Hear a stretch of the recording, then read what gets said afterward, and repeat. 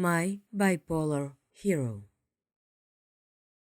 This story is based on real events.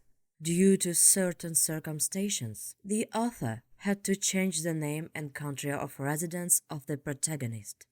The author hopes that the book will be interesting and helpful to people suffering from bipolar disorder and other mental illnesses.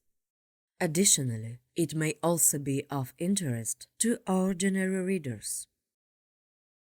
Chapter 1. Lithuania, mid-1990s. The air already smelled of spring, but within the walls of Vilnius Central Hospital, there was still an institutional chill and the persistent scent of medications. 17-year-old Thomas sat on stiff bed, made with military precision, and stared out the window. Beyond the murky glass, tree was timidly sprouting their first buds, and people hurried about their business, paying no attention to the grey building that had become his temporary home for a few days. He had been sent here from the military commissariat. The diagnosis of vegetative vascular dystonia, the constant companion of teenagers with inexplicable blood pressure fluctuations, headaches, and general weakness, required confirmation or refutation before a verdict could be reached regarding his fitness for service. Thomas wasn't particularly eager to join the army, but the hospital environment weighed on him. He had always been a quiet, reserved boy, preferring books and music to noisy groups of friends. The technical college he had enrolled in after school hadn't changed his nature. He kept to himself there as well, lost in his thoughts. But here, in a six-bed ward, he had to constantly be in plain sight, sharing space with strangers, boys like himself who were either candidates for military service or patients with other diagnoses. His ward mates included 5 guys around his age. Some had landed here with gastritis, others with suspected asthma, and some, like Thomas, were undergoing examination for the military commissariat. During the first couple of days, Thomas mostly kept quiet, giving short answers, reading a book about Sir Heyerdahl's travel that he had brought from home, and trying to blend into the background. He felt uncomfortable. The noise, the conversation of strangers, the specific hospital routine, all of it threw him out of his usual rhythm. The diagnosis of vegetative vascular dystonia didn't scare him. The doctor said it was functional, age-related, nothing serious. But the very process of undergoing humiliating examinations, giving blood tests, and waiting for a verdict filled him with a dull irritation and anxiety. On the third day, after lunch, when the procedures were over and there were still a few hours of slow emptiness before dinner, one of his wardmates, a red-haired, freckled boy named Ginteras, pulled out a battered deck of cards. "Well, guys, how about a game of Durak?" "A Russian card game," Ginteras suggested, squinting slyly. The idea was met with enthusiasm. Simas, a tall and slightly awkward guy from the bed by the window, immediately pulled a stool over. Mindaugas, a stocky brunette who was always telling stories about his athletic achievements, put his magazine aside. Even the quiet Jonas, who usually just stared at the ceiling, showed some interest. Thomas hesitated. He knew how to play, but he almost never did it in company, especially with strangers. He didn't like competition, didn't like being the center of attention, even in something as minor as this. "Come on, Thomas! What you waiting for?" Ginteras encouraged him. "Don't worry, we're not playing for money." Thomas reluctantly nodded and moved closer to the makeshift table, an overtuned crate someone had dragged in from the hallway. The game began. At first, everything went smoothly. The cards fell sometimes in his favor, sometimes not. The guys exchanged jokes and laughed. Thomas played mechanically at first, paying more attention to observing the others than fully engaging in the game. But gradually, the excitement began to draw him in. It started to matter to him not to be left the fool. However, luck was clearly not on his side. Time after time, he was dealt bad cards, unable to fend off attacks, and the pile under his hand kept growing. Ginteras, who was having the best luck of them all, teased him. "Oh, Thomas, are you building a collection? Soon you'll have the whole deck." Thomas forced a crooked smile, but inside irritation began to bubble up. It rose from somewhere deep within, a hot wave crawling up to his throat. Why was it him who had to be so unlucky? Why did that red hat have to smirk so mockingly? He tried to keep his composure, but his fingers, holding the fan of cards, trembled slightly. He lost the next round again, left with a pile of weak cards against Mindaugas's trump ace. "Here we go again," Ginteros exclaimed, slapping his knee. "Thomas is our unluckiest player today." And at that moment, something inside Thomas snapped. The rational control he always tried to maintain evaporated. The dull irritation instantly flared into blind, irrational rage. He felt his blood pounding in his temples. His face flashed hot. With force, he threw the card onto the crate serving as a table. They scattered in all directions. "Shut up!" he shouted, glaring at the stunned Ginteras with blazing eyes. His voice broke and sounded unexpectedly loud and hoarse in the still air of the ward. The guys froze. The laughter halted abruptly. An awkward silence hung, broken only by Thomas' heavy breathing. He hadn't expected this reaction from himself. The anger was still swirling inside him, begging for an outlet. Unable to hold it back, he slammed his fist down hard on the makeshift table crate. A loud thud echoed, and a few cards slid to the floor. "Hey, what's wrong with you?" Simas muttered nervously, edging away. Mindaugas frowned. "Take it easy, man. It's just a game." Thomas stared at them with a wild look. He saw fear and confusion on their faces, and that terrified him even more. What was he doing? Why was he losing it over a dumb card game? The fury began to subside, replaced by a searing shame and confusion. He felt like an idiot. "Sorry," he mumbled, not looking at anyone, abruptly stood up and quickly left the ward.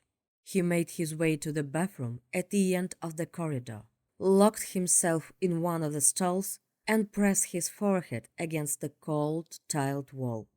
His heart was pounding as if it were about to leap out of his chest. His breathing was uneven. He couldn't understand what had just happened to him. He'd never acted like that before. Sure, he could get angry to himself or feel hurt, but to explode like that, to shout and bang his fist, it wasn't like him at all. Not even close. It felt foreign, frightening, as though someone else had momentarily taken control of his body and voice. He splashed his face with cold water, trying to pull himself together. In the mirror, a pale face with frightened eyes stared back at him. He took a few deep breaths. "It's just nerves," he tried to reassure himself. "The hospital, the draft board, all of it's stressing me out."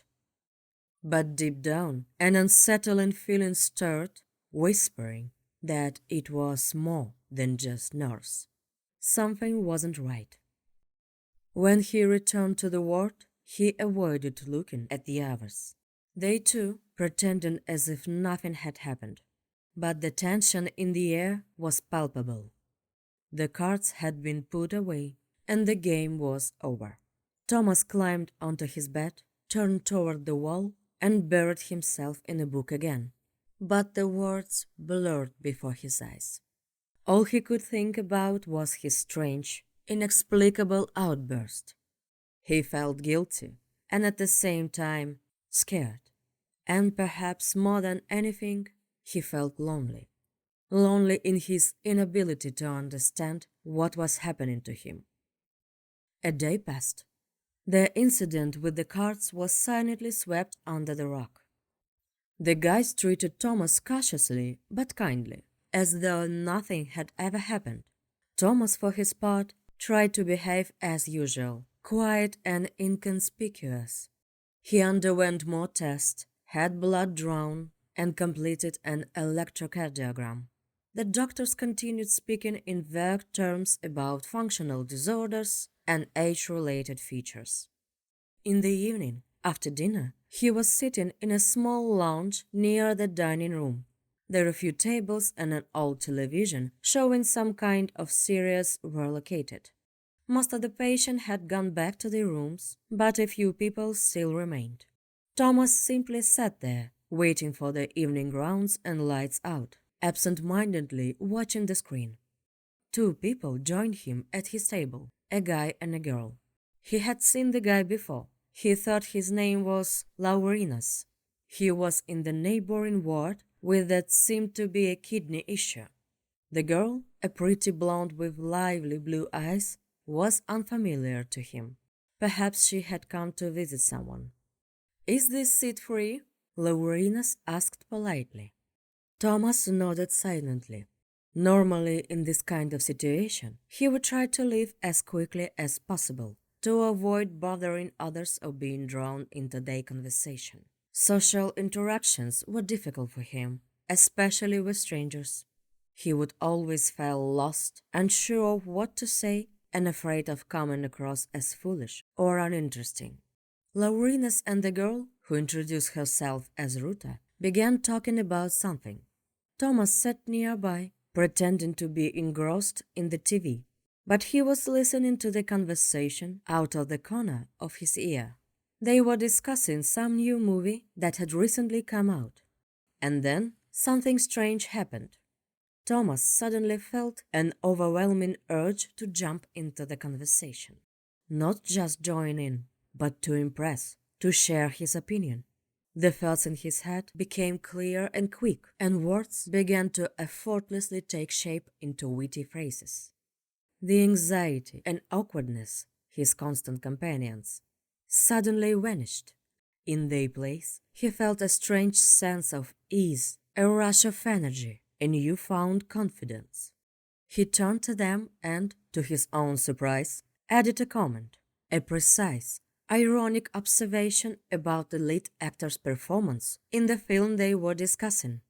Laurinas and Ruta looked at him in surprise. "Ah, you've seen it too?" Ruta smiled. And then it was as if a dam broke inside Thomas. He started talking a lot, fast, enthusiastically. He joked, shared funny stories from his life, some of which he seemed to be making up on the spot, but it came so easily and naturally. Quoted books and shared his observations. Words poured out of him in an endless stream. He felt incredibly smart, charming, and interesting. He noticed how Laurinas and Ruta were looking at him with unconcealed interest and admiration. They laughed at his jokes, asked questions, and kept the conversation going. Everyone at the neighboring tables couldn't help but eavesdrop on their lively discussion. Thomas, who had always tried to remain invisible, suddenly found himself at the center of attention. And he liked it. He liked that feeling of soaring, that lightness of being, that power over words and the moods of those around him. He felt like an entirely different person. Not the quiet, reserved introvert, but the life of the party, a brilliant conversationalist. He talked about his plan after finishing technical school. Suddenly, they became grand and incredibly exciting. About the music he listened to, the books he read. He spoke so convincingly, so vividly, that he himself began to believe in his fantasies. Energy overflowed within him. He gestured. He laughed. His eyes sparkled. "You are so interesting," exclaimed Ruta. Then he paused briefly to catch his breath. "And funny. I haven't laughed so much in a long time." Laurinus nodded in agreement. "Yeah, Thomas, you're on fire today." Thomas felt a surge of pride and a strange, almost euphoric happiness. They liked him. They found him interesting. It was a totally new, intoxicating feeling. But somewhere, on the edge of his mind, an anxious thought flickered. "This isn't me. I can't do this. I've never acted like this." He remembered his usual awkwardness in conversation, his slowness, his constant insecurity. Where did this ease come from? This talkativeness, this wit? He looked at the laughing face of Laurinus and Ruta, and for a moment he felt scared. It was as if he were looking at himself from the outside and couldn't recognize who he was. This person, cracking jokes and charming everyone, was a stranger to him.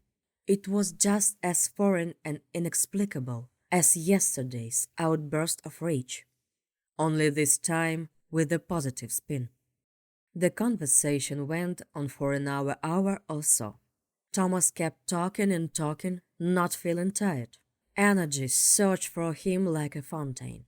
It was only then the nurse announced lights out and started ushering everyone out of the common room, then he reluctantly said goodbye to his new acquaintances. "We should chat again sometime," said Ruta as she were leaving. "Definitely." Thomas agreed easily, though he had no idea how or when that might happen. As he walked back to his ward, he felt strangely empty, but at the same time restless. His head buzzed with a flood of thoughts and impressions. He lay down on his bed, yet couldn't fall asleep. Ruta's laughter still echoed in his ear, and their curious, attentive faces appeared before his eyes. Over and over he replayed his triumphant conversation in his mind. He found it comforting to remember how easily and wittily he had spoken. But one troubling thought wouldn't let him go. What was that? Why did he suddenly act that way? And which version of him was more real? The irritable, angry guy from yesterday, throwing cards in frustration, or today's charming, cheerful joker? And where in all of this was the real Thomas, the quiet, thoughtful, somewhat melancholic boy who loved to read and listen to music alone? He recalled his diagnosis: vegetative vascular dystonia, VVD. Could it be connected? Maybe these smooth swings, this strange burst of energy, this sudden aggression were the symptoms of VVD? But the doctors had said it wasn't serious. He lay there in the dark, listening to the steady breathing of his sleeping roommates, feeling as if two contradictory emotions were fighting inside him. On one hand, there was the thrilling memory of his own charms, his ease, and his conversational success. On the other hand, there was a deep, underlying anxiety, a sense that something was wrong, that something beyond his control was happening to him, something he didn't understand, and something that scared him. He felt as if the ground was slipping out from under his feet, that his familiar world was starting to crack, and his very sense of self was becoming unstable and unpredictable. The next day, he was discharged. The doctors confirmed the diagnosis of VVD, but declared him fit for service with some restrictions. He walked out of the hospital gates into a city bathed in spring sunlight. The city carried on with its usual life.